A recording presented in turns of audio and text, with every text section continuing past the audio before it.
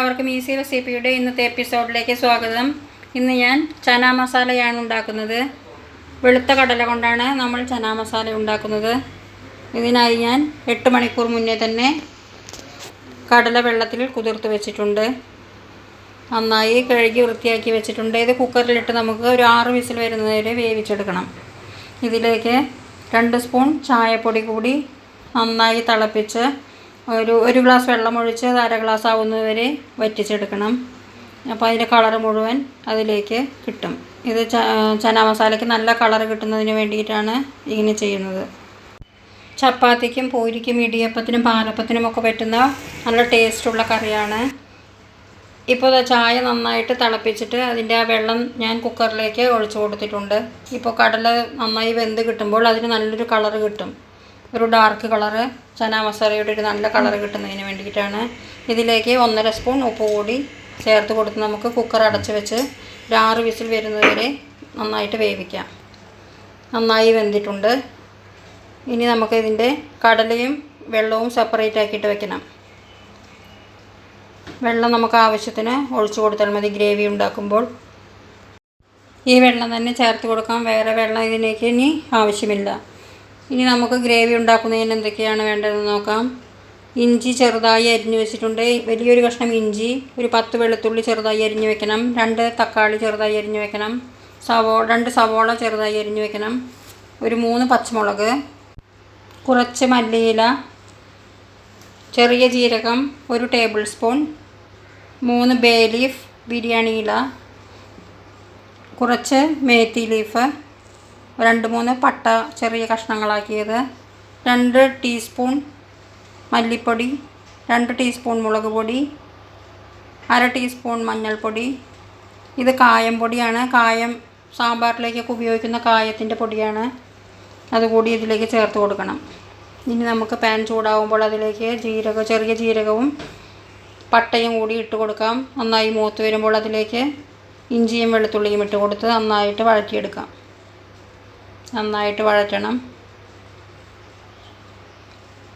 ഇനി ഇതിലേക്ക് നമുക്ക് സവോള ചേർത്ത് കൊടുക്കണം. ഇഞ്ചി വെളുത്തുള്ളിയൊക്കെ നന്നായി വഴറ്റിയെടുത്തിട്ടുണ്ട്. ഇനി ഇതിലേക്ക് നമുക്ക് സവോള ഇട്ട് കൊടുക്കാം. സവോള നല്ല ബ്രൗൺ കളറാവുന്നത് വരെ വഴറ്റി കൊടുക്കണം. ചാനൽ സബ്സ്ക്രൈബ് ചെയ്യാത്തവരെല്ലാം സബ്സ്ക്രൈബ് ചെയ്തിട്ട് കാണൂ. ബെല്ലൈക്കൺ കൂടി എനേബിൾ ചെയ്യൂ. ഓൾ എന്ന ഓപ്ഷൻ കൂടി പ്രസ് ചെയ്യൂ. അപ്പോഴാണ് അടുത്ത വീഡിയോ ഇടുമ്പോൾ അതിൻ്റെ നോട്ടിഫിക്കേഷൻ നിങ്ങൾക്ക് ലഭിക്കുകയുള്ളൂ. ഇപ്പോൾ നമുക്ക് സവോള നന്നായി വഴറ്റിയെടുത്തിട്ടുണ്ട്. ഇനി ഇതിലേക്ക് നമുക്ക് മസാലകളെല്ലാം ചേർത്ത് കൊടുക്കണം. മഞ്ഞൾപ്പൊടി, മുളക് പൊടി 2 സ്പൂൺ, മല്ലിപ്പൊടി 2 ടീസ്പൂൺ, പിന്നെ കായത്തിൻ്റെ പൊടി കൂടി ഇതിലേക്ക് ചേർത്ത് കൊടുത്തിട്ടുണ്ട്. എല്ലാം കൂടി നന്നായി വഴറ്റിയെടുക്കാം. എപ്പോഴും നമ്മൾ ഉണ്ടാക്കുന്ന കടലക്കറിയേക്കാൾ കുറച്ച് ഡിഫറെൻ്റ് ആയിട്ട് ഉണ്ടാക്കുമ്പോൾ വീട്ടിലെല്ലാവർക്കും ഇഷ്ടമാവും. എല്ലാവരും ഇന്ന് തന്നെ വീട്ടിൽ ട്രൈ ചെയ്ത് നോക്കൂ. നിങ്ങൾക്ക് ഇഷ്ടമായെങ്കിൽ ലൈക്ക് ചെയ്യാനും നിങ്ങളുടെ അഭിപ്രായങ്ങൾ കമൻറ്റ് ബോക്സിൽ അറിയിക്കാനും മറക്കരുത്. തക്കാളി കൂടി ഇതിലേക്ക് 2 തക്കാളി ഞാൻ ചെറുതാക്കി അരിഞ്ഞു വെച്ചിരുന്നു. അത് ഇതിലേക്ക് ചേർത്ത് കൊടുത്തിട്ടുണ്ട്. നന്നായിട്ട് നമുക്ക് വഴറ്റിയെടുക്കാം.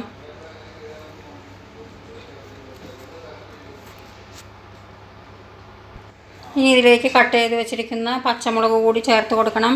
ബേ ലീഫ് ഇട്ട് കൊടുത്തു. ഇതെല്ലാവർക്കും അറിയാമെന്ന് വിചാരിക്കുന്നു.